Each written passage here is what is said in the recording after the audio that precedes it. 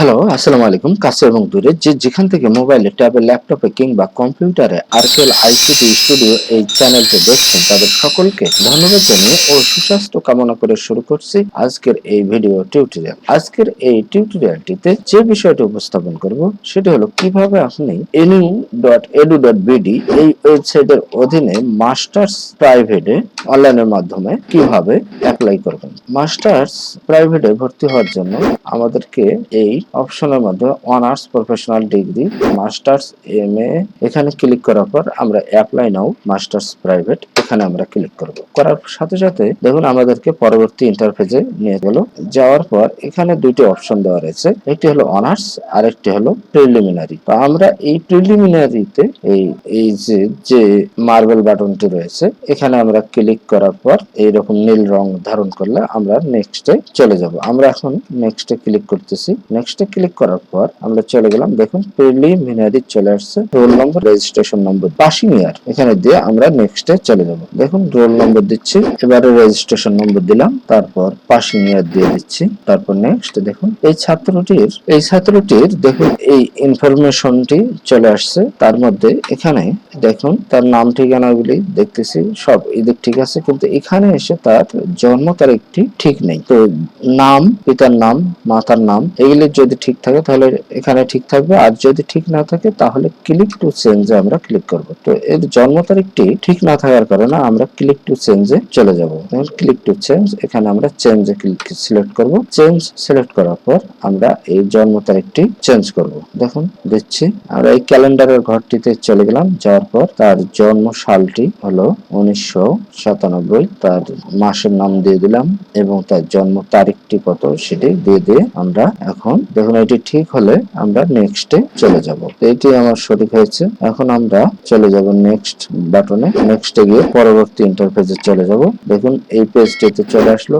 এখন আমাকে এখানে দেখুন এই পেজটিতে আমি এই কলেজ সিলেকশন এখানে গিয়ে সিলেক্ট ডিভিশন, সিলেক্ট ডিস্ট্রিক্ট এবং কলেজের নাম দেব, আর কোর্স সেটি এখানে এমনিতে চলে এসেছে, সেটি হলো ইসলামিক হিস্টোরি। তো এখন এখানে সিট রয়েছে কিনা সেটি দেখতে হবে। দেখুন আমি কলেজের আগে ডিভিশন দিলাম, তারপর ডিস্ট্রিক্ট দিলাম, দেওয়ার পর কলেজের নামটি কারমাইকেল কলেজ এখানে দিয়ে দেখুন সিট রয়েছে এখনো 842টি। তো এই 1000টির মধ্যে এখনো অ্যাভেলেবেল রয়েছে এগুলি। তো এখন আমি এখানে ক্লিক করব।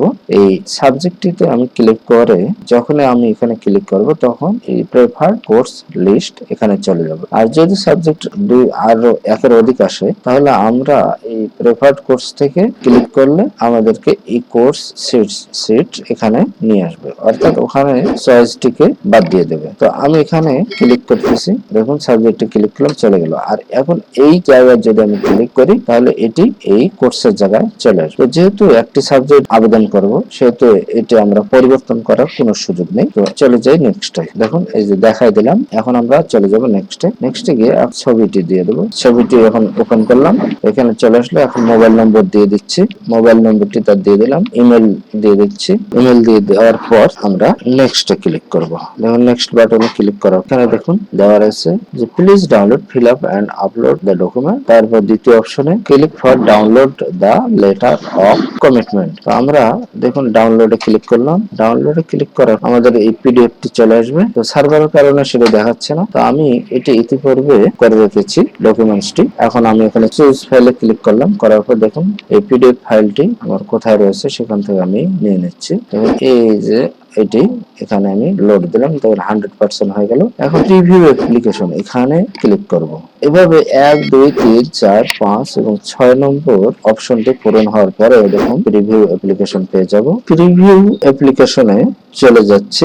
দেখুন তার অ্যাপ্লিকেশনটি প্রিভিউ দেখাচ্ছে। তার এই আবেদনটি সঠিক আছে কিনা এটি আমরা সতর্কতার সহিত দেখে তারপর সাবমিট অ্যাপ্লিকেশন এখানে আমরা ক্লিক করব। তো এটি সঠিক থাকার কারণে সাবমিট অ্যাপ্লিকেশন এখানে ক্লিক করব। সাবমিট অ্যাপ্লিকেশন ক্লিক করলাম, লোডিং হলো। লোডিং হওয়ার পর দেখুন ডাউনলোড এডমিট কার্ড, এই আবেদনটি সঠিকভাবে সাবমিট হয়েছে। অ্যাপ্লিকেশন সাবমিশন কনফার্মেশন হয়ে গেছে। এখন আমরা এই এডমিট কার্ডটা থেকে ডাউনলোড করে নেব। ডাউনলোড করার জন্য এখানে ক্লিক করার সাথে সাথে দেখুন ডাউনলোড হয়ে গেছে। তো এই ছিল আজকে টিউটোরিয়ালের মূল বিষয়। যদি টিউটোরিয়ালটি ভালো লাগে তাহলে লাইক, কমেন্ট এবং শেয়ার করবেন আর সাবস্ক্রাইব করতে ভুলবেন না।